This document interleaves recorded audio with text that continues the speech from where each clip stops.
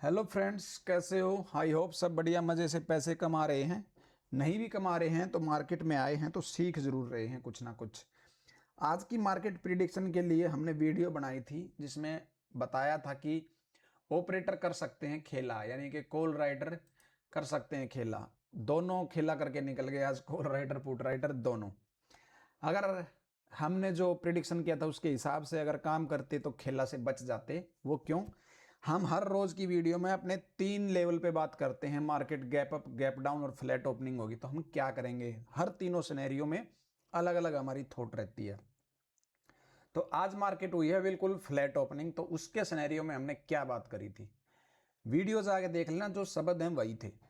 हमने बात करी थी कि अगर मार्केट 24,279 के पास जाकर इसको ब्रेक नहीं कर रही, सस्टेन कर रही इसके नीचे, तो हम यहां से कॉल सेल करेंगे, क्योंकि पुट के हमारे जो लेवल हैं वो ब्रेक डाउन हो चुके होंगे। हमारे पास पुट में कोई ऑप्शन का सपोर्ट नहीं है, तो हम क्या करेंगे, कॉल सेल कर सकते हैं। अगर यहां से कॉल सेल करते ठीक ठाक पैसा, मार्केट कंसोलिडेट थी लगभग लगभग 24,274 के आसपास तक। ठीक है। उसके बाद मार्केट में एक काफ़ी अच्छा मूवमेंट आया। एक ही कैंडल, 15 मिनट की जो एक ही कैंडल है, उसने हमारा सेकंड टारगेट हिट किया।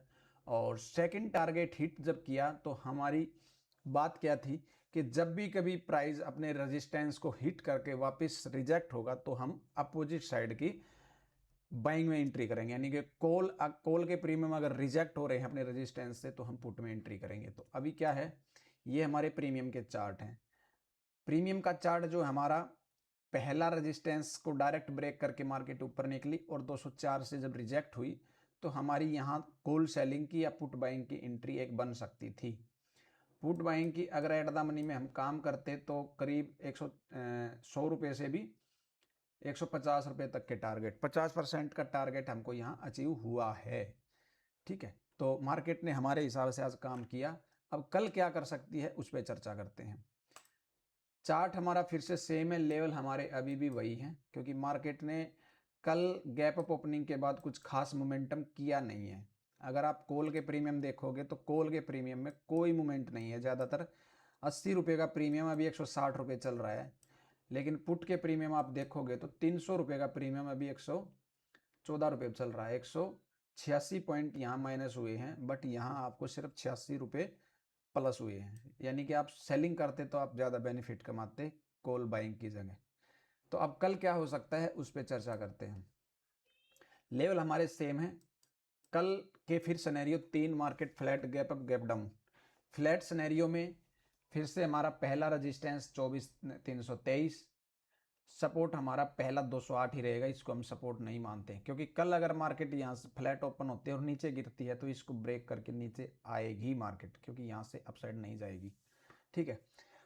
दूसरा, अगर मार्केट अप साइड जाती है, फ्लैट ओपनिंग करके इसके ऊपर सस्टेन करती है 24,323 के, तो पहला टारगेट 373, 24,433 के अप साइड के हमारे टारगेट रहेंगे।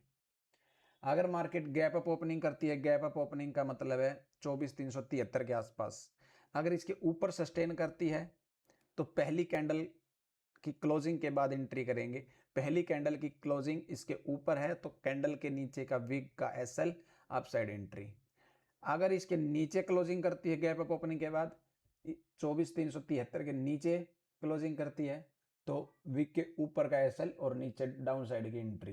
पहला टारगेट 24,275, दूसरा टारगेट 24,208 का। वही सिनेरियो नंबर 3, मार्केट अगर गैप डाउन ओपन करती है तो 24,208 पे हमको अलर्ट होना है। अगर कैंडल यहाँ आके ओपन होती है और पहली कैंडल विग बना के इसके ऊपर सस्टेन करती है तो हमारी एंट्री अपसाइड की रहेगी। पहला टारगेट 279, सेकंड 321।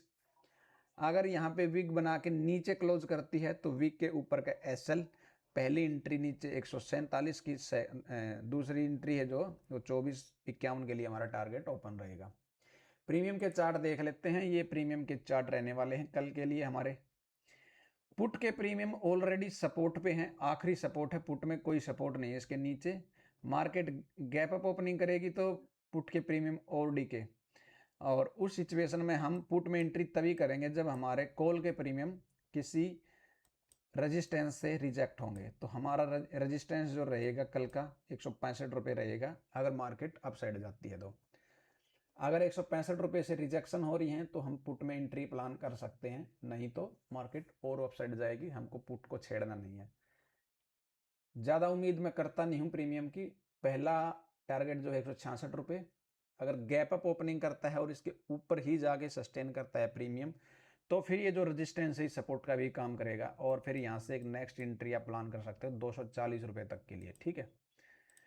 और अगर मार्केट गैप डाउन ओपन होती है तो ये प्रीमियम 132 रुपये के ऊपर जब निकलेंगे हमारी एंट्री यहाँ होगी और आज के लो का हमारा एसएल रहेगा, यानी कि 104-5 रुपये का एसएल रहेगा। 100 ये तो ज़्यादा हो जाएगा। फिर भी अगर मार्केट इसके ऊपर ओपन करती है तो हमें ईएमए का, क्योंकि ईएमए क्रॉस हो जाएगी और फिर जो ईएमए के नीचे अगर क्लोजिंग करेगी कैंडल तो हमको एग्जिट करना है, नहीं तो ईएमए का ये जो ईएमए है 10-20 ईएमए, इसके नीचे का जो रेड ये जो रेड है ये नीचे हो जाएगी, ब्लू वाली ऊपर हो जाएगी, तो हमको इसका एसएल रखना है। इसके नीचे जब तक कैंडल क्लोज नहीं होती हमको पुट में रखना है। और कॉल के प्रीमियम हमें मिलेंगे उस टाइम पे 63 आसपास। अगर 63 के आसपास कॉल के प्रीमियम सपोर्ट लेके ऊपर उठ रहे हैं, पुट से एग्जिट करेंगे, कॉल में एंट्री बनाएंगे। नहीं तो सेकंड जो लेवल है वो 37 रुपये का। और जब प्रीमियम 37 रुपये तक आ जाएंगे तो हमको इस वाले को हटा देना है और ऐड द मनी पे दोबारा कोई ना कोई प्रीमियम जो है उसको सिलेक्ट करना है, ठीक है। लेवल आप इस पे रख सकते हैं पर एंट्री इसमें मत करना, क्योंकि 37 रुपये का प्रीमियम में अगर बाइंग मूवमेंट आ भी गया तो कोई प्रॉफिट नहीं बना पाओगे। लेवल इसी को मार्क कर लेना, लेकिन जो है आप ऐड द मनी में या आईटीएम में खरीदारी कर सकते हैं। तो ये है हमारे तीनों लेवल। मार्केट फ्लैट रहेगी तो फ्लैट में दोनों प्रीमियम डीके होंगे, कॉल के प्रीमियम भी ईएमए के नीचे, पुट के ईएमए भी। फिर जोन सा भी ईएमए के ऊपर प्रीमियम आएगा, नोट करना इस बात को, जब मार्केट फ्लैट ओपन होती है तो दोनों प्रीमियम डीके होते हैं। हमको प्रीमियम जब डीके होते हैं तो उसमें बाइंग की एंट्री नहीं ढूंढनी होती।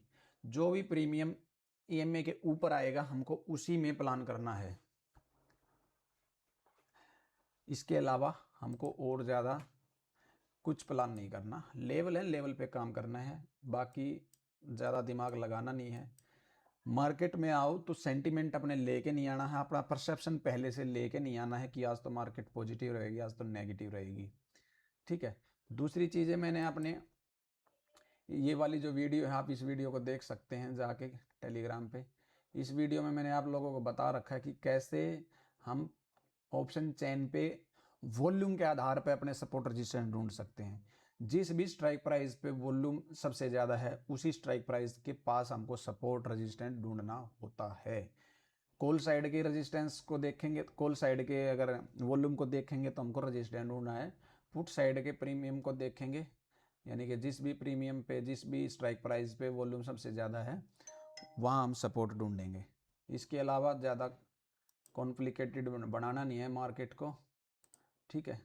मिलते हैं कल, ओके बाय बाय।